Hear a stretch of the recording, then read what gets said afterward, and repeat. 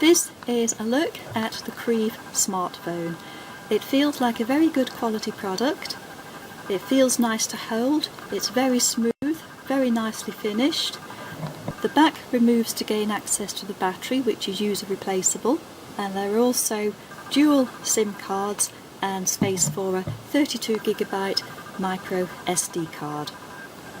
And this is the inside of the phone with the back removed.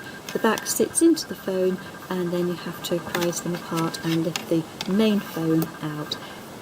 Inside there are 2 SIM slots and space for a micro SD card as well. The battery 2400 milliamps, and then pop the back onto the phone again. It just clips into place. And ready to switch on again. To the side of the phone is the power button on off, the volume button, micro USB port for charging, headphone socket, there's a camera there with a flash, and then the speaker at the bottom. Now let's take a look at it and see how well it performs. You can access the menus by tapping on this icon here. That takes you to the first screen. You'll note there's no bloatware installed here, and you have just the essentials, such as your internet browser. I installed BT Wi-Fi, which I use here, and the usual Android things such as calculator, calendar, camera. I installed Google Chrome as my preferred browser. A clock with alarm and stopwatch, list of contacts, email, Facebook came pre-installed, file manager, an FM radio, gallery for looking at your photos, Gmail was pre-installed, as was Google. Access all the settings here. There's an LED flashlight which you switch on quite novelly by pressing the button on the torch. Very effective. Google Maps, which is always handy for navigation. Then we come onto the second screen with the usual things like text messages. As you can see, it's a very responsive screen. It responded to my light touch then. There's a music player, Office Suite, which I haven't used, the phone, which is often overlooked now on smartphones. I installed Google Photos, so all photos taken by the phone are automatically uploaded to my Google account. Play Store for downloading further apps, settings menu, SIM toolkit, sound recorder, to-do list, Twitter if you use it, video player, and I downloaded the Yahoo weather as well. So let's just have a look at a few of the apps and see how well they work, starting with Google Chrome. And we'll have a look at, say, the BBC site. This is just to show how quickly it responds. Although I must point out we don't have the fastest internet connection here. But even so, that still reached the page pretty quickly, and then no doubt the images will follow shortly. With a faster connection, the images would appear very much faster than that. You can see you can scroll up and down. The screen is very responsive. You can expand the size of text to make it more readable, just by pinching. That also applies for photos, so you can look at them more closely.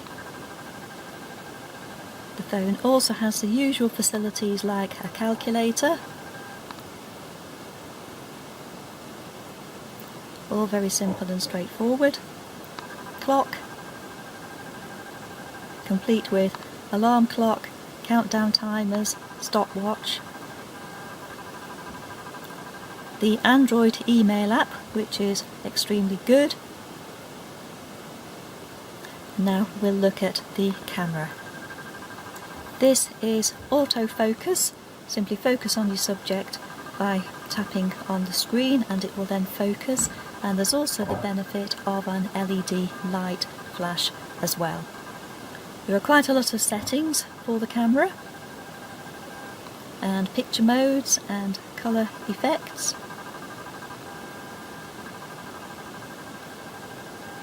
You can take photos from VGA size right up to 8 megapixels.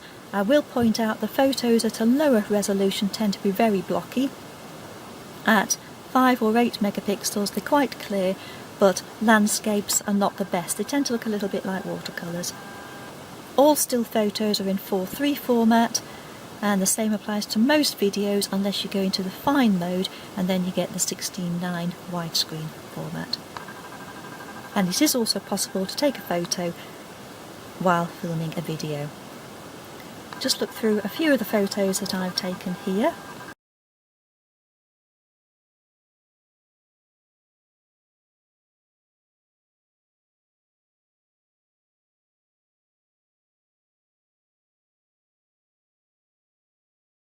The phone has HDR, and you can see the difference between an HDR snap and a non-HDR.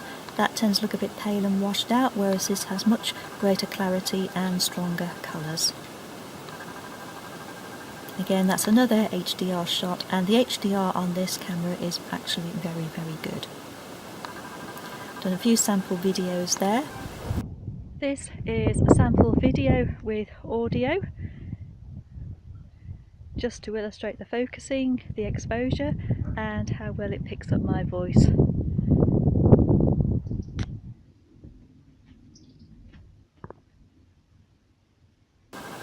Close-up is surprisingly good, as you can see here with this shot of the blackberries.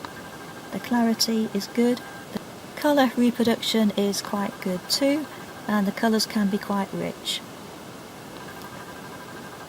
as you can see here on the raspberry. Other features include an FM radio, but you need to plug in the earphones supplied here, which act as the antenna. There's a music player, but you do have to keep expectations realistic with these. Obviously, a small phone will not have the best speakers. However, you can connect an external speaker via either the headphone socket or via Bluetooth. But let's have a look at one song and see how that plays.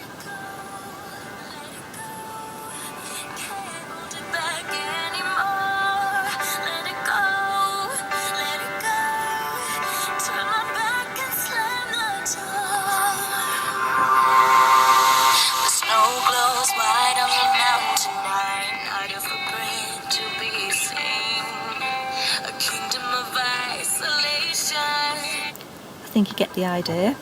And there's also a video player as well. So we'll have a look at a video, an MP4 video of myself splashing through some water, and you'll see that the playback is nice and smooth.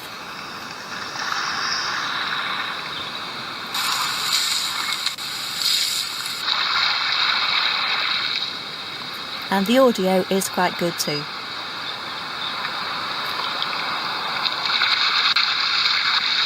No stuttering, but just nice, smooth video playback. So, although this is just a budget smartphone, it certainly does everything that all the more expensive phones do, and it also does it rather well. Internet access, email, playing music, watching videos, taking photos or filming your own videos.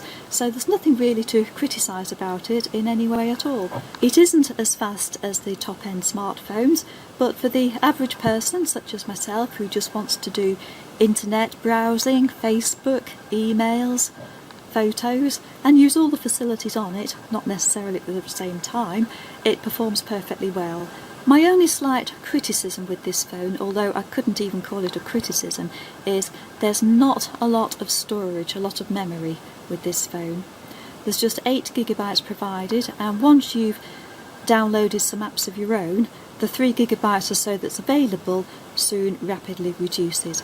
However, the phone will also support a micro SD card of up to 32 GB. So anyone who's looking for a good, smart, nicely finished and very presentable phone at a very affordable price, I think need look no further.